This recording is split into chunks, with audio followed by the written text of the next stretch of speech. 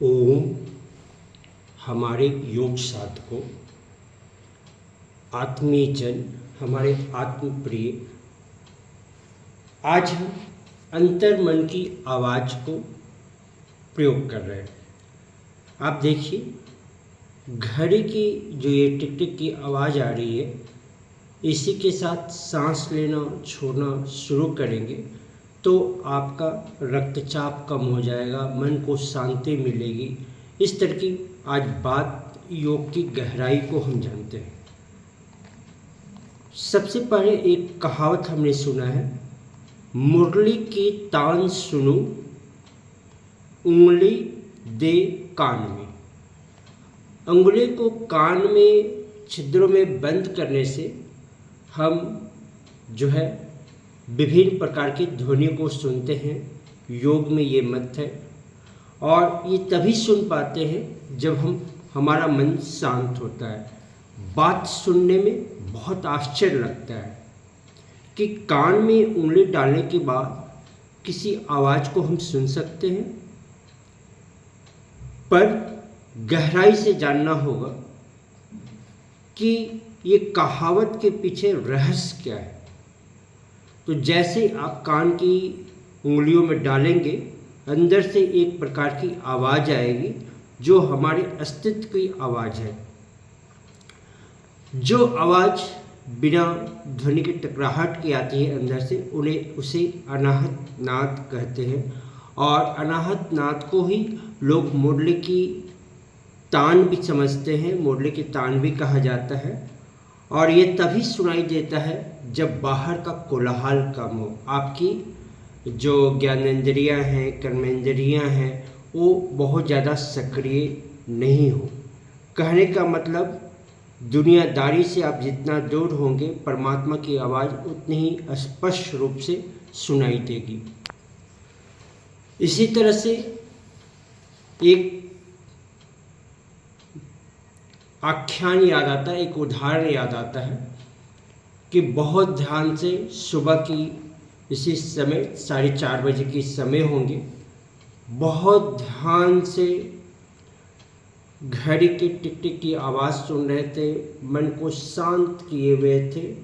और इस तरह से 4-5 मिनट करने से मन को अथाह शांति मिलती थी। इसके साथ सांसों का तालमेल, लेना छोड़ना का तालमेल बनाए हुए थे।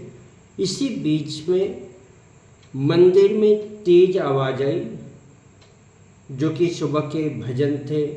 तो अब जो है घड़ी के टिक टिक की आवाज़ सुनाई नहीं देने लगी।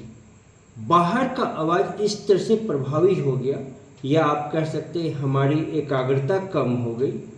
और जो है उस एकाग्रता में, उस लाउड स्पीकर के शोर के कारण जो है घड़ी की शोर की आवाज़ सुनाई देना बंद हो गया। तो उस समय आश्चर्य हुआ कि हमारी एकाग्रता भंग हो गई।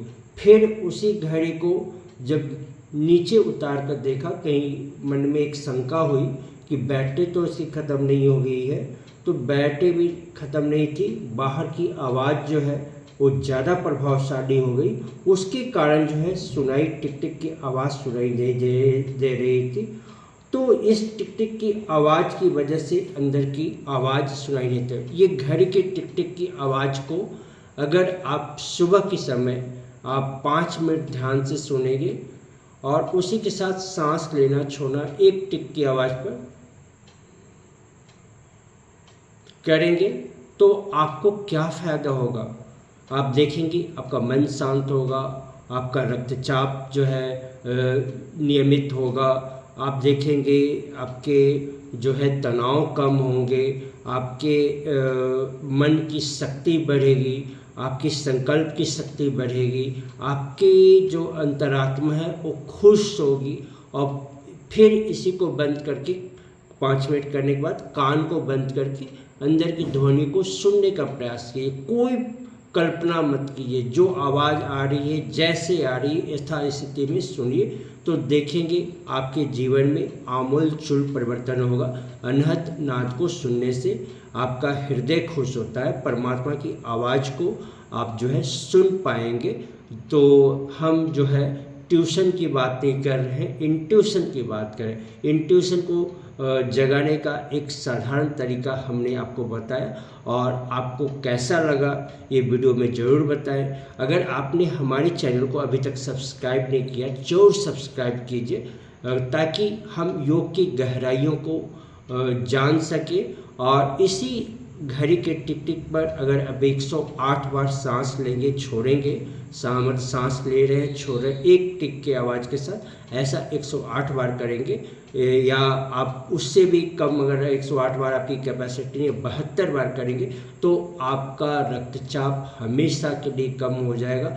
ये मुझे पूर्ण विश्वास है। तो हम इस घड़ी की सहायता ले रहे हैं, लेकिन उसके बाद जो कान बंद करते हैं ना, वो अंतर्नाद जो होता है, हमें उससे भी ज़्यादा जितने भी संसारिक आप सूक्ष्म जगत में हम प्रवेश कर पाएंगे। धन्यवाद।